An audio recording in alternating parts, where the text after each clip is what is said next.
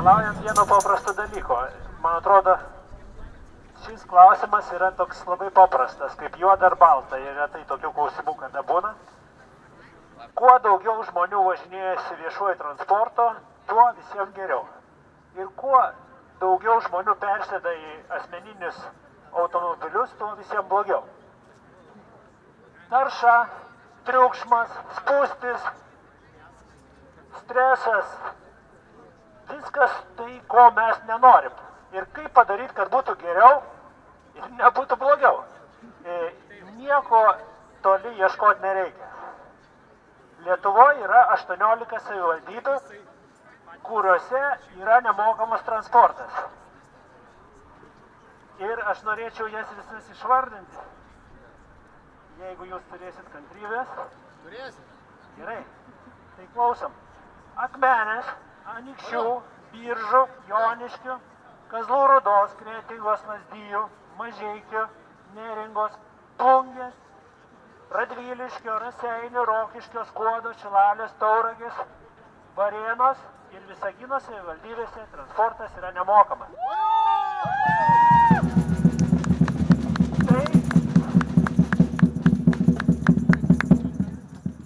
Tai savivaldybėm kainavo tikrai nedaug, nes daugelis jų ir taip dengia praktiškai didžiąją dalį išlaidų. Ir dar nesutaupyta buvo, nes nereikia bilietukų, nereikia gaišti laiko, nereikia bankų, kurie nešti pinigus kiekvieną dieną, nereikia komposterių, nereikia zuikių mašinų ir taip toliau.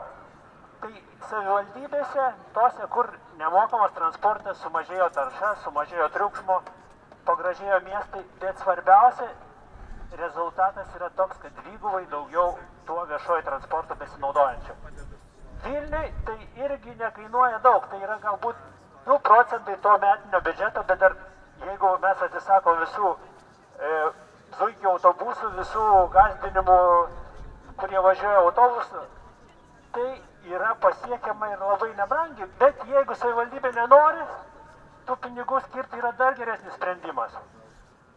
Daug yra pasaulio miestų, kurie įsivedė eismo spūsčių mokesčius. Tai yra, kai atvažiuoja su mašinai kažkokį rajoną, užsimoka mokestį už tą įvažiavimą.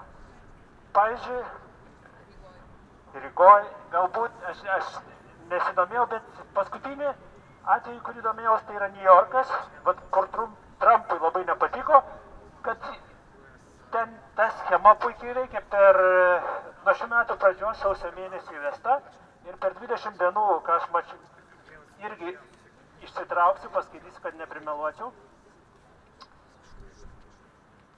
Taigi, per 20 dienų New York'e į Manhattaną buvo uždarytas ta zona ir transportas joje sumažėjo 10 procentų, eismo įvykių 50 procentų, viešojo transporto naudojimas išaugo 10 procentų, žmonių apsilankymai toje zonoje net paaugo 5 procentais, mokyklų autobusų vėlavimai sumažėjo 50 procentų, papildomos pajamos miestui 50 milijonų dolerių per 20 dienų, per metus planuojama 500. Tai va čia, prašau, jums puikiausias šaltinis investuoti į viešąją transportą ir tai, kad padaryti miestui geriau. Tai aš reikalauju tai, kad mes investuotumėm į nemokamą viešąjį transportą ir kad padarytumėm geriau miestui ir visiems jo žmonėms. Tai labai yra svarbu rašyti komentarus. Būtent komentarus politikams. Esmė tokia, kad renginio organizatoriai pasileido komentarų rašymo akciją. Meras reaguoja būtent į komentarus.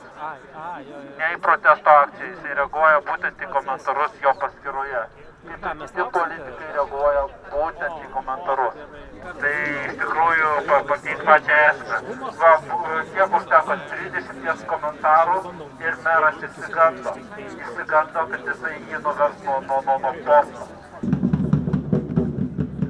Sveiki, esu Vilniaus bočių vadinama Naujamiesčio Ona. Apie bėdavojimus mes žinom, yra toks pasiūlymas. Bent vieną savaitę visi Vilniaus miesto tarybos nariai lai pavažinėja, atsisako automobilių, boltų, taksi ir pavažinėja visuomeniniu transportu. Ir ne šiaip gal su nuolatiniu, o kiekvieną kartą žymėdami talonėlius, abonementus ir dar plius susidurtų su kontrole. Ir kiek vat už tokį iniciatyvą bent savaitę pavažinėtų. Pavežiotų savo vaikus, atžalas į mokyklą, į būrelius, tais troleibusais, autobusais. Palinkiu ir dabar, ko gero, didžiausias palinkėjimas Vilniaus miesto savivaldybės valdžiažmogiam, kad tu važinėtum visuomeniniu transportu.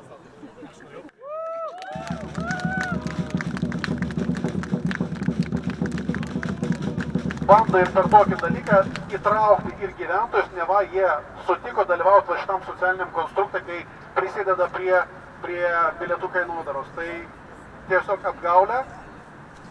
Tęskime gal tos protestus, aš džiaugiuosi, kad ir skirtingų partijų esam, bet džiaugiuosi, kad Irakis organizuoja ir tai dar ne pabaiga. Tikrai visada galima atšaukti šitos sprendimus, iki Liepos 1 tai jo labiau, dar yra laiko. Aš pats asmeniškai esu apskundęs vyriausybės atstovui.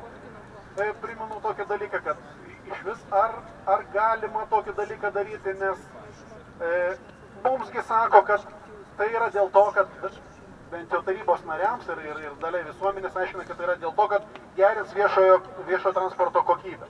Pirks naujus autobusus. Bet palaukit, tai kai nupirksit, kai padidės savikaina, tai tada ir kelkit tas kainas. Dabar tiesiog kelia į priekį, bando surinkti tos pinigus ir neaišku, kam jie išleidžiami. Tai ačiū, kad renkatės. Norėčiau, kad su kiekvienu kartu būtų žmonių vis daugiau, nes čia iš tikrųjų bendras reikalas. Tiek tų, kurie važinėja autobusais, net ir tie, kurie nevažinėja autobusais, jie turi suprast pakankamai paprastą dalyką. Kuo mažiau žmonių važiuos autobusais, o aš manau, kad padidėjus kainodara būtent tai ir lems, tuo daugiau žmonių išvažiuos su automobiliais. Tai tiek kamščiai Vilnių dar didės. Tai tokia užprogramuota problema. Ačiū už suteiktą žodį. Tai ačiū visiems pasisakiusiems, ačiū Būgno kolektyvui Visions for Resistance, ačiū partijoms, kurios bendradarbiauja ir visiems mums, kurie čia susirinkom, nes mes nesileidžiam būti apkvailinami ir toliau reikalavome, kad šita klaida būtų ištaisyta. Tai ačiū, likim nuoseklus, budrus ir, žiūrėsim. Manau, susisieksim, jeigu dar bus vienas protestas. Ir laukiam balsavimo rezultatų, balsuokit teisingai.